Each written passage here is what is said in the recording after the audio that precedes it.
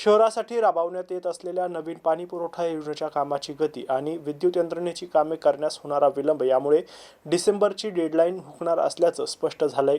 शेवटच्या टप्प्यात अत्यंत किचकट कामे काळजीपूर्वक करावी लागणार असल्याने अडथळ्यांची शर्यत पार केल्यानंतरच पाणी पुरवठा सुरू होणार असल्याची माहिती सूत्रांनी दिली आहे।